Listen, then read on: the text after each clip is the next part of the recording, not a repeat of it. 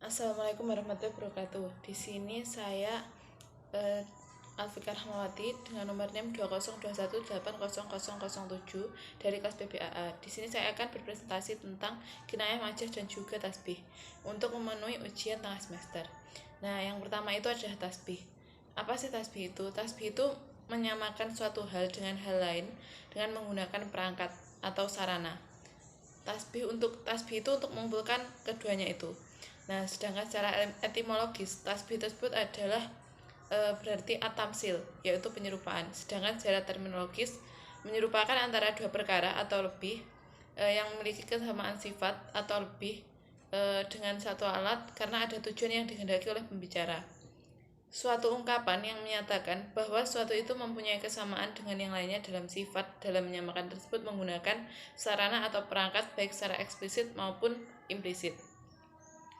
Nah, rukun-rukun tasbih itu ada 4. Yang pertama itu adalah musyabbah atau sesuatu yang diperbandingkan. Yang kedua ada musyabbah bih, yaitu objek yang diperbandingkan. Yang ketiga ada adat at-tasbih atau suatu lafadz yang menunjukkan adanya persamaan antara dua hal atau lebih serta mendekatkan musyabbah pada musyabbah bih dalam sifatnya, atau bisa dikatakan sarana atau perangkat untuk menyamakan. Sedangkan alat at-tasbih ada 3 macam. Pertama dari huruf dan kedua dari isim, sedangkan yang ketiga itu adalah fi'il. Nah, jenis rukun tasbih yang keempat adalah wajhu asyabbah, yang yaitu makna atau sifat yang dimiliki oleh musyabbah dan musyabbah bih, atau bentuk kesamaan sifat yang disamakan antara musyabbah dan musyabbah bih. Dan ini adalah contoh dari at-tasbih yang pertama. Ada pada surat An-Nisa ayat 155. Bunyinya bismillahirrahmanirrahim. Fabima naqtihim mayyasaqahum wa kufrihim bi ayatillahi wa qatlihimul anbiya bi ghairi haqqi wa qawlihim qulubuna ulfun bal taba'allahu 'alaiha bi kufrihim fala yu'minu illa qalila. Yang artinya, maka kami lakukan terhadap mereka beberapa tindakan disebabkan mereka melanggar perjanjian itu dan karena kekafiran mereka terhadap keterangan-keterangan Allah, dan mereka membunuh nabi-nabi tanpa alasan yang benar dan mengatakan hati kami tertutup, bahkan sebenarnya Allah telah mengunci mati hati mereka karena kekafirannya. Karena itu mereka tidak beriman kecuali sebagian kecil dari mereka. Nah, pada ayat 155 ini terdapat dua penyerupaan. Yang pertama ada wa qaulihim qulubuna ghulfun. Dalam kalimat ini kata qulubuna dianggap sebagai musyabbah, sedangkan ghulfun dianggap sebagai wajh sabih.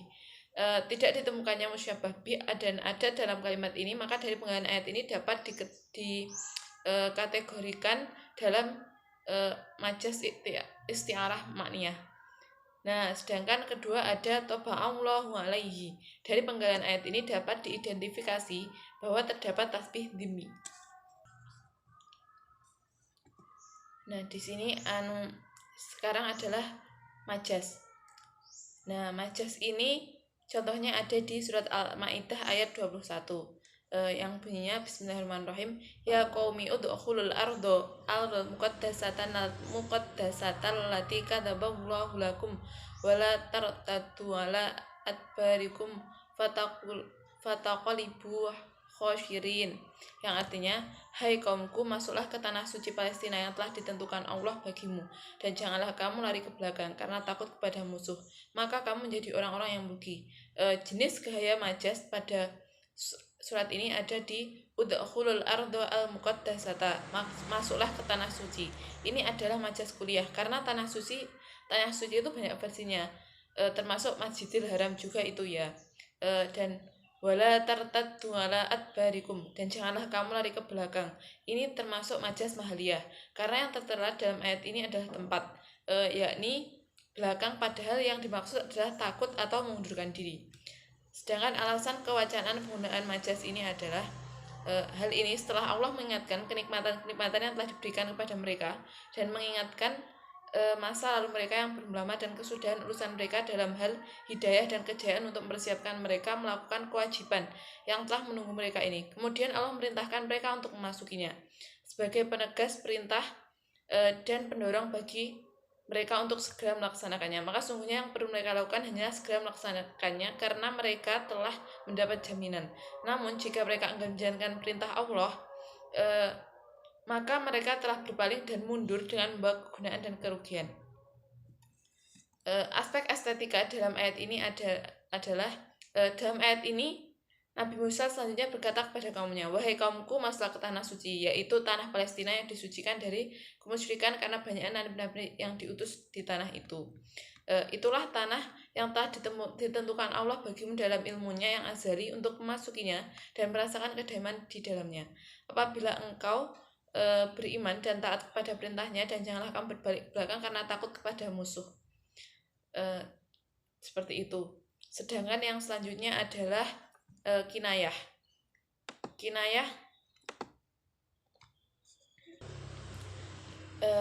Dari kinayah ini ada contoh dari surat Al-Maidah ayat 6. Bismillahirrahmanirrahim. Ya ayyuhalladzina amanu idza qumtum ila sholawati faghsilu wujuhakum wa aydiyakum ilal marafiqi wamsahu bi ru'sikum wa arjala ilaikum ka'bain wa in kuntum junuban fatahharu wa in kuntum marda aw ala safarin aw jaa ahadam minkum minal ghaiti aw lamastum nisa falam tajidu ma'an fatayammum sa'idan tayyiban famsahu bi wujuhikum wa aydikum minhu ma yuridullahu liyaj'ala 'alaikum min haraji walakin yuridu liyutahhirakum wa liyutimma ni'matahu 'alaikum la'allakum tashkurun. Artinya bisa dicari sendiri. Nah, kategori kinayah dari surat ini adalah kinayah mausuf, yaitu yang dapat diketahui dari adanya penyebutan sifat dalam konteks kalimat, baik itu dari segi penyebutannya secara langsung maupun dari segi pembawaannya. Suatu ungkapan disebut kinayah mausuf apabila yang menjadi mukna anhunya atau lafadz yang dikinayahnya adalah mausuf. Kemudian alasan kewajaran penggunaan kinayah itu menyebutkan suatu lafadz yang vulgar atau kasar didengar, maka dikinayahkan dengan lafadz yang tidak vulgar atau tidak kasar dengar, seperti kinayah tentang al-jima'u yang berarti bersenggama dengan lafadz al-malas yang berarti bersentuhan. Aspek estetika penggunaan kinayah adalah lafadz-lafadz yang dikinayahkan pada jenis kinayah ini adalah mausuf, seperti ungkapan lamastumun nisa yang bermakna menyentuh wanita. Ungkapan tersebut merupakan mausuf dat dan bukannya sifat. Terima kasih presentasi dari saya. Assalamualaikum warahmatullahi wabarakatuh.